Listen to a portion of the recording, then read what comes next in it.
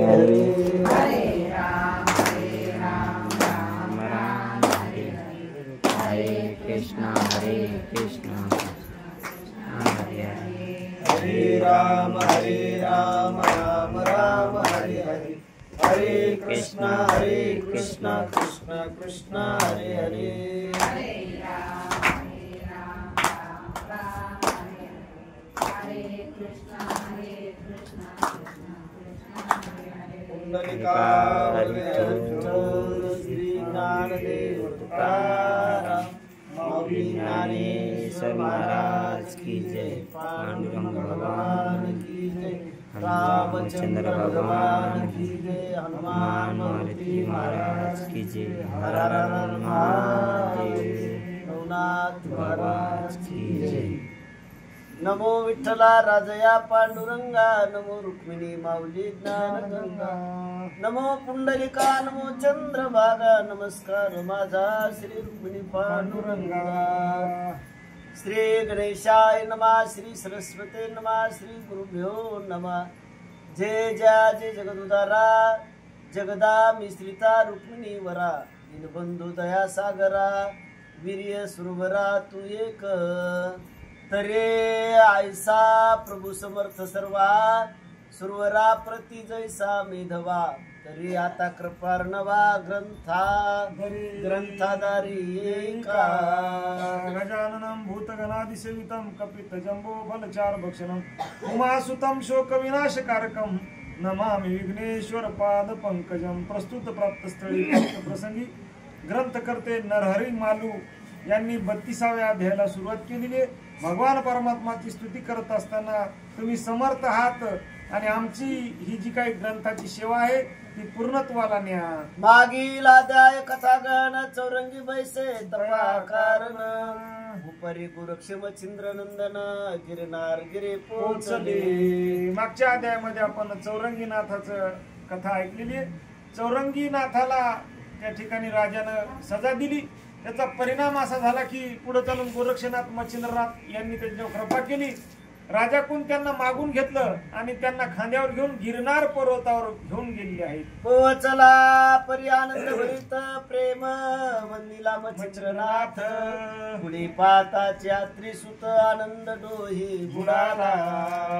त्या चौरंगीनाथाला घेऊन गेल्याच्या नंतर आत्रिसुत म्हणजे दत्तात्रयांनी त्यांना बघितलं। दत्तात्रयांना आनंद झाला।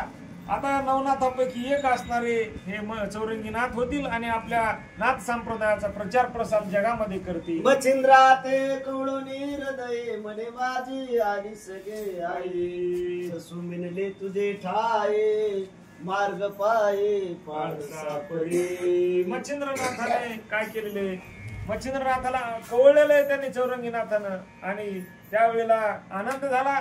तुम्ही माझ्या आईसारखी आला धावून आज पाळस जसं हरणाची वाट पाहते अशा प्रकारे आज तुमची आणि आमची भेट झाली। जैसे यदुच्या आगमन तिकडेची हेलावे समुद्र जीवन देवी तुझे मार्गे करून चेसुवे दिले माझे बा। दत्तात्रय आल्याच्या नंतर मच्छिंद्रनाथाला खूप आनंद झाला। जशा प्रकारे चंद्र पौर्णिमेच्या चंद्राचं आगमन सगळ्यांना हवा असा वाटतो। सूर्य नाही समुद्र ज्या वेळेला भरती येते पौर्णिमेला तशा प्रकारे समुद्र सुद्धा तिकडे वाहत जातो तशी अवस्था आमची झाली। तरी आता सो कैसे माझे मला भेटले पाडसे तरी वसा सोडून आम्हास जाऊ नकोस बुडारा। आता मात्र तुम्ही आम्हाला सोडून जाऊ नका एवढी विनंती आहे तुम्हाला।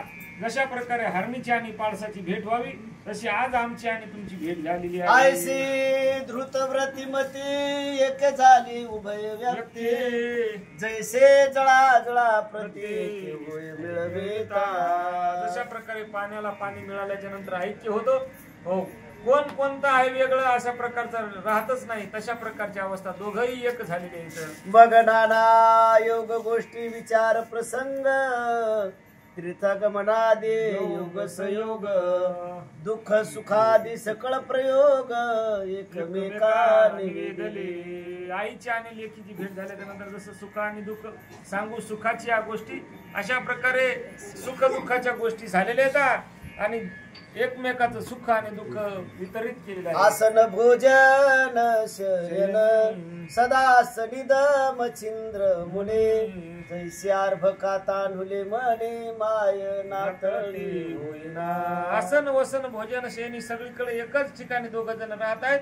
एकाच ताटामध्ये जेवण करायचं, एकाच अंथरुणावर झोपायचं. अशा प्रकारचं मच्छिंद्रनाथाचं आणि दत्तात्रयाचं जो आयसे मोहाचे परेशन मास लोटले ते औषधे यावरी गोरक्षे सदनांतरे तीर्था स्नाना सिंचन पससे. आता पाहता पाहता 6 महिने निघून गेलेले. तर 6 महिने झाले गोरक्षनाथाच्या घरामध्ये तीर्थ स्नान होत आहे. मग तो श्री दत्तात्री कारण म्हणे महाराजा